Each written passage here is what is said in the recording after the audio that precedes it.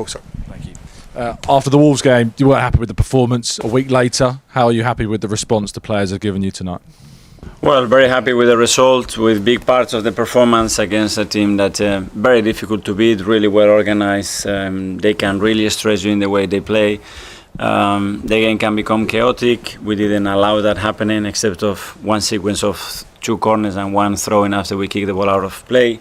And in the second half we have 3 massive chances to put the second goal or the third one. We didn't do it, and you can suffer at the end. We didn't, because we haven't conceded anything, but overall the margins maybe they could have been bigger. And just on Victor, naturally we've been talking about how much he's been spoken about in recent weeks, so for him to get the crucial goal must lift the whole weight off his shoulders. Yeah, I was very happy for him. They took ownership on the pitch between Martin Bukayo and him to decide who was the taker, and they made a great decision because Victor put the ball in the back of the net. Sam, Telegraph. Hi, Mikel. Just a word on Declan Rice. I know we ask about him every week, but it's another very impressive performance. Unbelievable. Yeah, his all-around play, his leadership on the pitch, the amount of balls that he regained as well that allowed us to run has been incredibly consistent this year again. And what a massive place for us he is. Do you feel at all that your team was a little bit lucky not to concede a penalty with the Saliba and the Barry incident? I know they checked it. I haven't seen the image. I haven't seen even our penalty as well. So I don't know. They made a decision. We are all involved in a lot of situations in the box, so I don't want to really comment too much on that. Isan, Daily Mail. Hi, Mikel. Hi. What were your thoughts on Martin Ødegaard obviously gifting the penalty to Gyökeres? It kind of... Great decision. Not finished yet.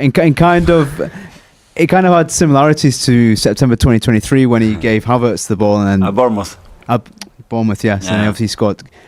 Does that kind of show the selflessness of the captain and going out of his way to help a player under scrutiny? Yes, I agree with that, and as well the confidence on the player, because obviously he practices every day and he's unbelievable at it, and he put the ball in the back of the net. So I love when players take ownership and decide by themselves what is the best decision. That's something really positive. And what were your thoughts on Martin's performance, particularly in the second half? He seemed to grow into the game a bit more with his passing. Yeah, he was much more vertical as well. We find some spaces. We found him to have more vertical attacks as well. The moment they started to be a bit more aggressive in their press, and in those moments we should have decided the game a bit earlier.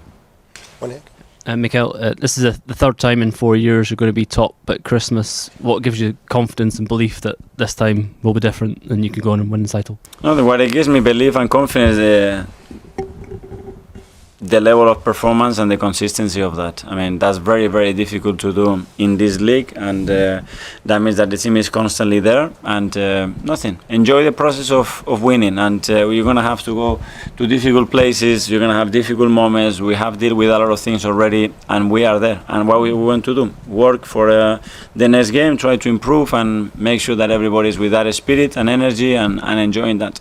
Art Athletic. Hi, Mikel.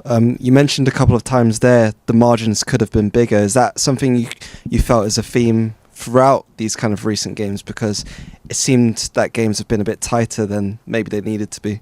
Yes, but you hit the post twice, with players that normally in those positions they're going to put the ball in the net. But it's what it is. We have to try, we have to continue. The more we insist, the more would happen and the margins will be bigger. And that's what we have to try to do. And a few times when you've got to this period of the season, I remember a couple of seasons ago you mentioned ball speed being really important. I was just wondering how you felt that's been in these games, especially in the first half here before the penalty. How did you feel your team were moving the ball? Yeah, at the end you have to dominate the tempo of the game. In order to do that, you have to understand what the game requires, when you have to play really fast, when you have to slow the game down. If you provoke the things that you want to provoke with the ball, is right, but sometimes when you have to be more incisive, more aggressive, you have to speed up the game. And today we have moments that we read that really well, and other times that we were a bit hesitant to make the right decision, and that's something that we can improve. And finally, Matt from The Standard. Hi, Mikel. What was the difference, you think, in the approach in terms of seeing out the lead this week in what was fairly comfortable compared to last weekend against Wolves?